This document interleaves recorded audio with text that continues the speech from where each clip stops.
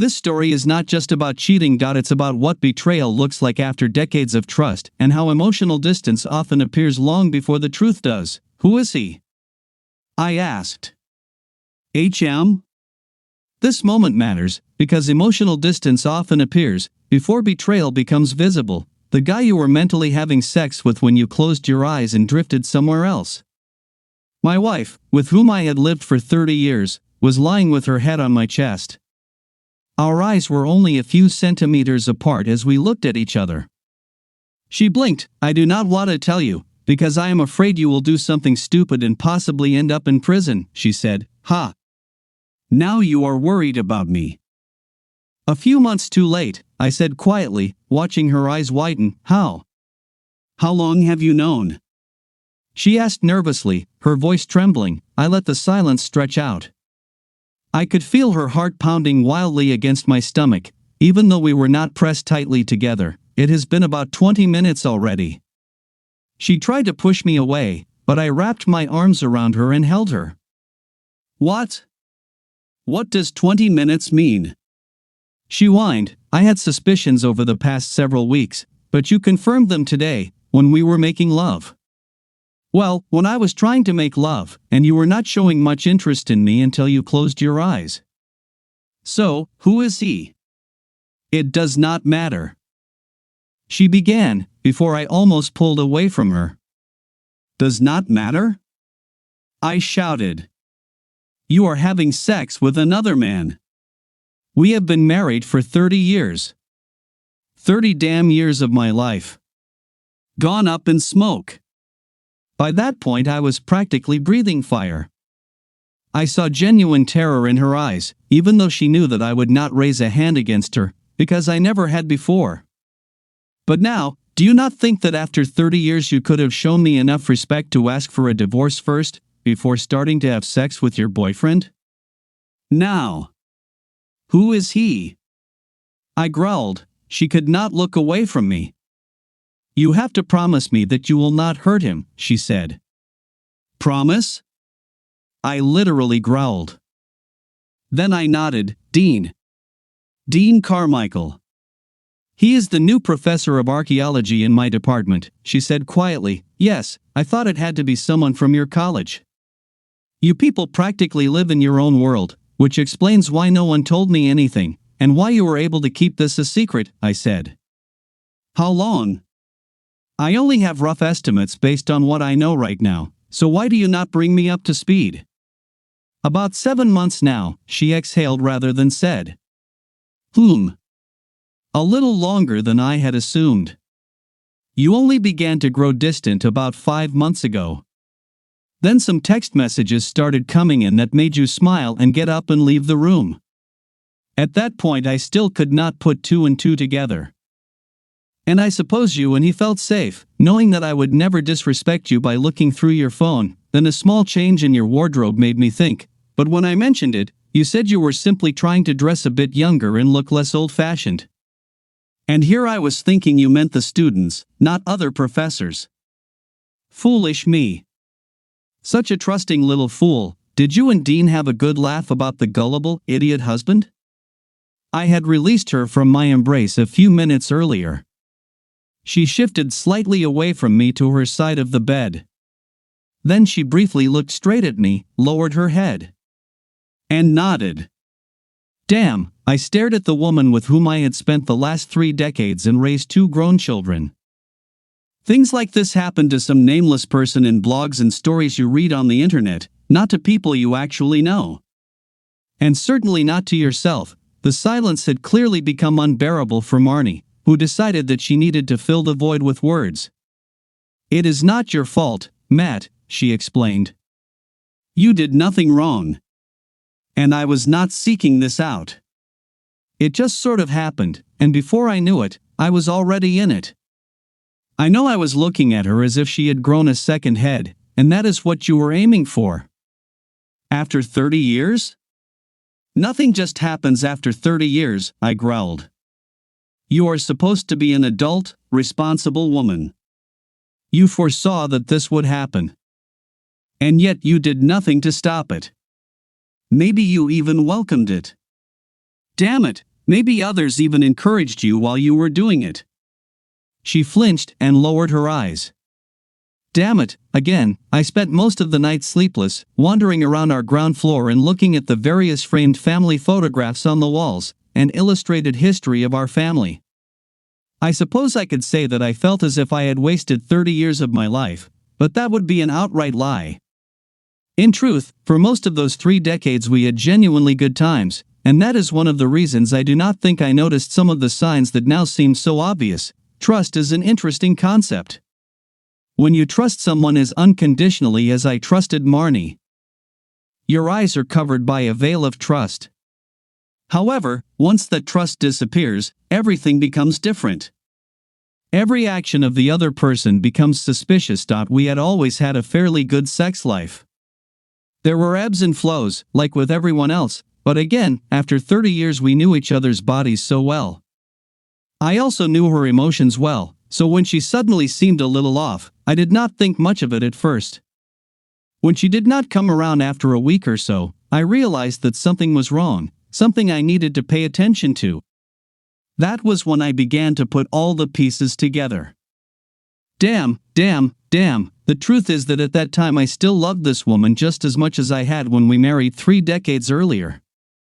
My yes all those years ago had not been meant for any specific period of time. My yes meant forever. She, obviously, was not destined to make it that far. Despite the vows she had given, it did not escape my notice that Marnie had not apologized for her affair. I had the feeling that she was not sorry, which was confirmed the following morning when we sat together at the kitchen table, drinking coffee. Now it is more than an affair, Matt, she said after a couple of awkward minutes of silence at the table. I fell in love with him. Admitting love explains what happened, but it does not justify it. I have real feelings for him. The same kind I once had for you. As painful as it was, I think it was still better than if she had said that her infidelity was just sex. If that is the case, then why did you not ask for a divorce instead of continuing to cheat on me? Like some kind of adulteress, I growled. That comment hit its mark, and I saw her bristle.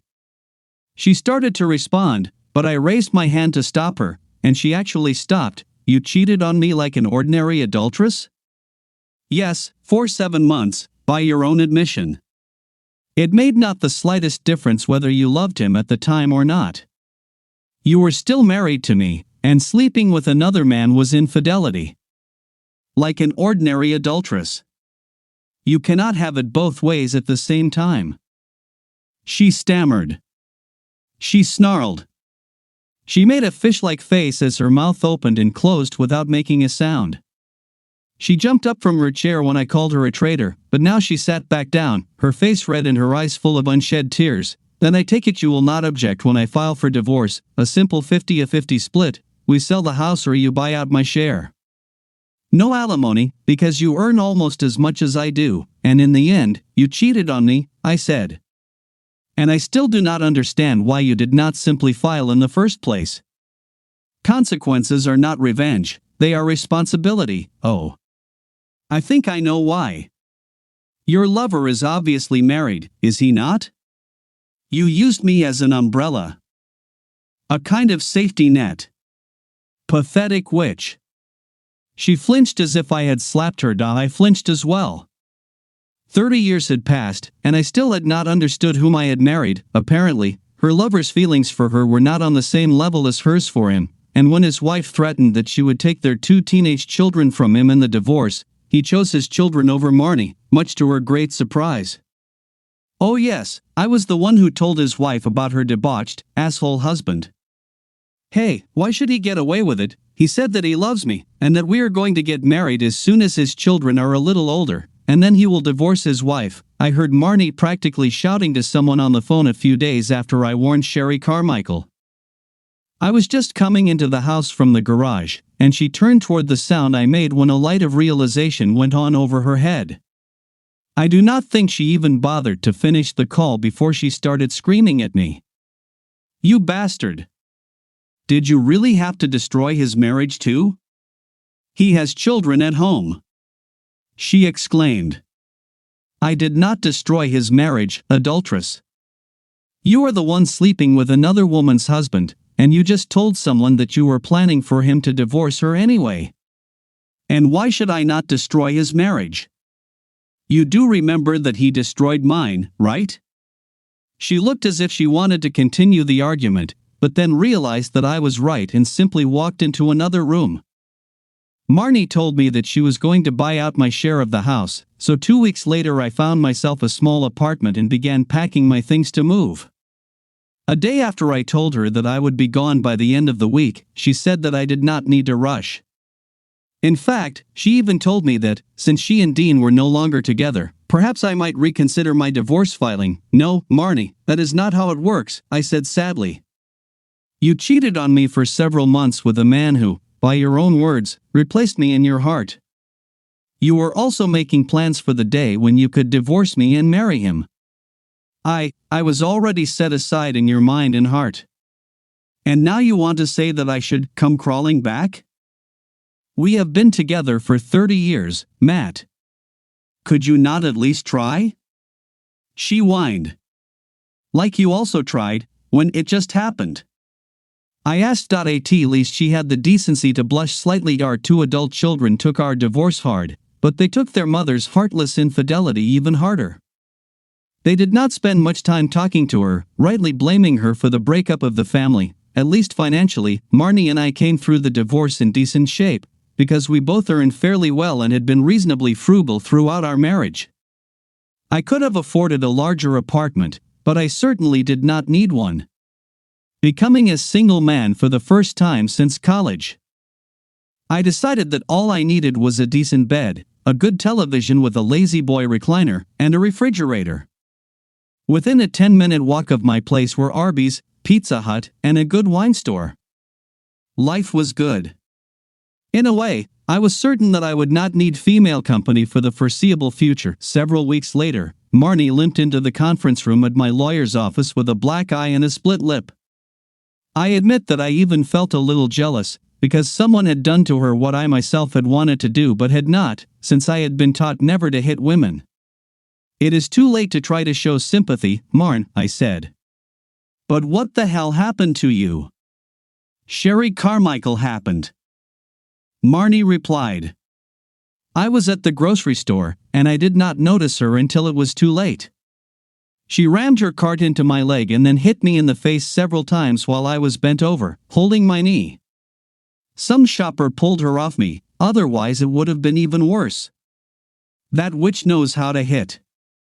It took all my self-control not to laugh out loud. If only you had kept your mouth shut, Matt. Or you could simply have kept your legs shut, Marnie, I replied. If looks could kill, although I truly did not care what Marnie was doing after our divorce, our friends apparently decided that it was important for me to know that she was not sitting at home pining for me.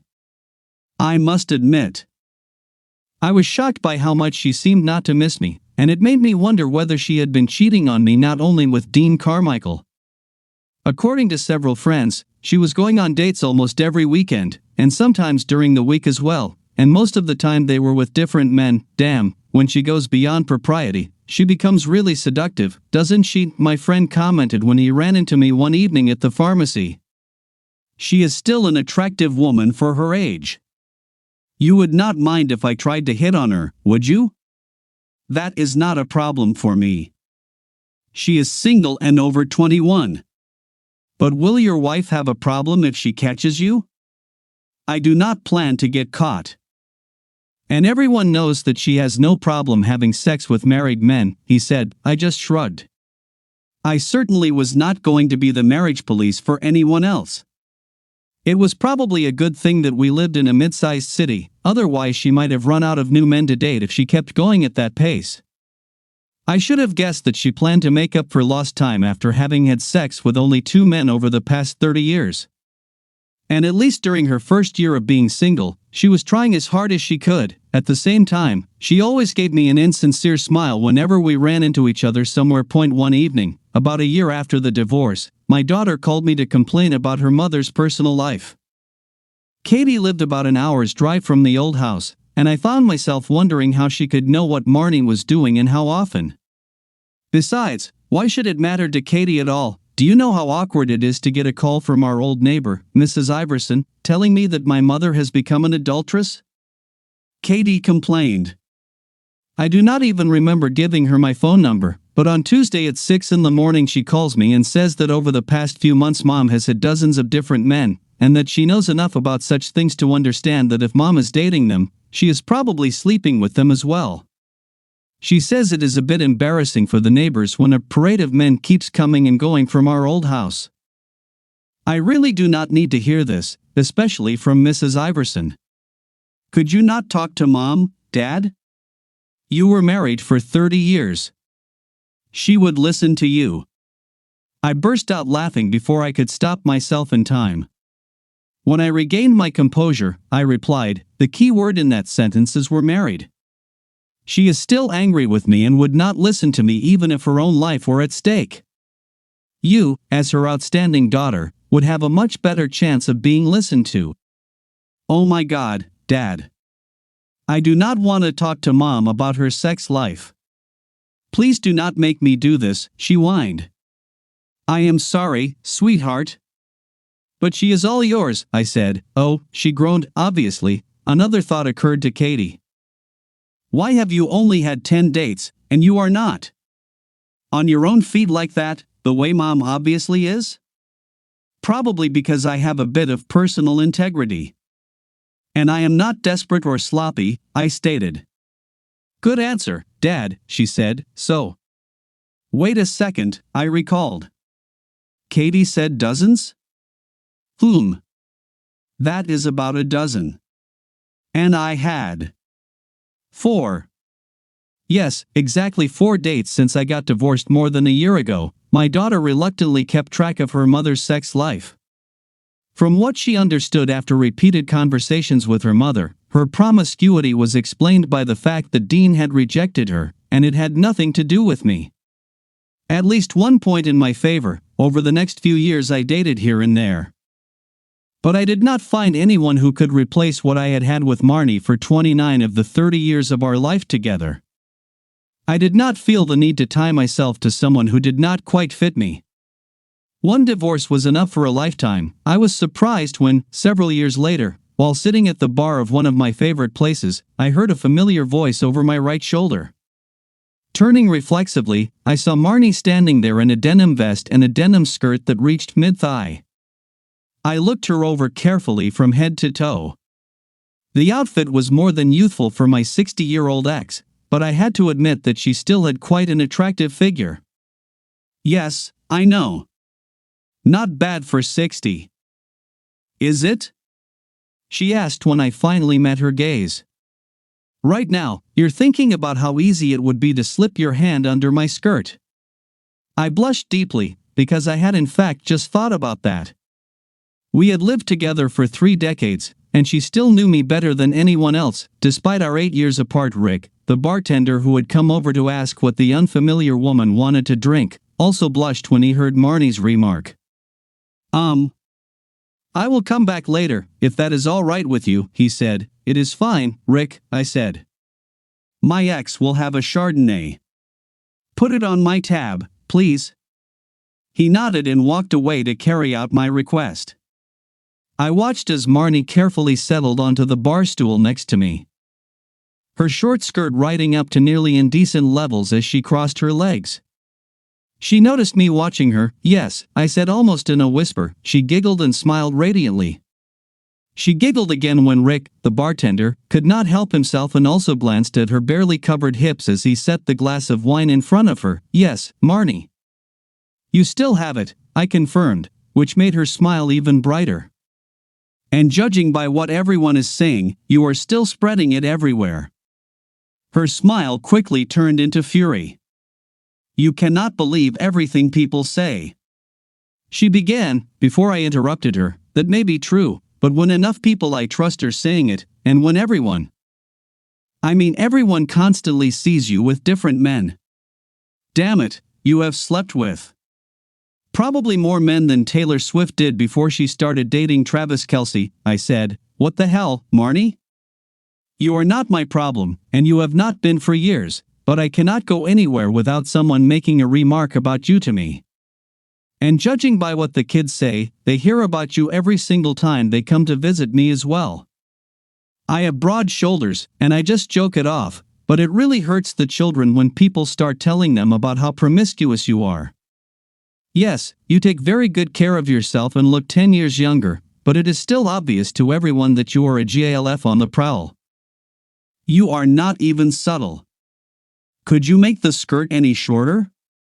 Maybe that is exactly why no man will ever look at you as material for a serious relationship, for a serious marriage. I saw tears welling up in her eyes and realized that I probably needed to pull back a little, even if I felt that I was showing tough love. Maybe I should have worried this much about it a long time ago, but I am sorry, Marnie. I guess I still care too much. It has been a long time. I should finally let it go, but I cannot. 30 years, Marnie. We were together for 30 years, until you fell in love with that asshole, I growled. Yes, with him, she muttered in response. He said that he loves me. And that we were going to get married. And I ended my 30 years with a good man, and he just crawled back to his wife and children. I am probably not the man from whom you should expect sympathy, Marnie, I growled. I am the man you abandoned in his time of need after 30 years. And you did not even have the respect to divorce me before you started having sex with him. 30 years, Marnie. I deserved better. By the way, thank you for blackening his eyes a few weeks after he left me, she said, referring to the 2 black eyes and the split lip that I gave him in the parking lot outside a bar 2 weeks after he went back to his wife. Believe me, I did not do it for you. I said. It was 100% for me, and damn it, it felt good. She lowered her eyes and took a sip of wine before finally acknowledging my pain. I am sorry, Matt, she said quietly. I was so consumed by my own drama that I did not even think about you.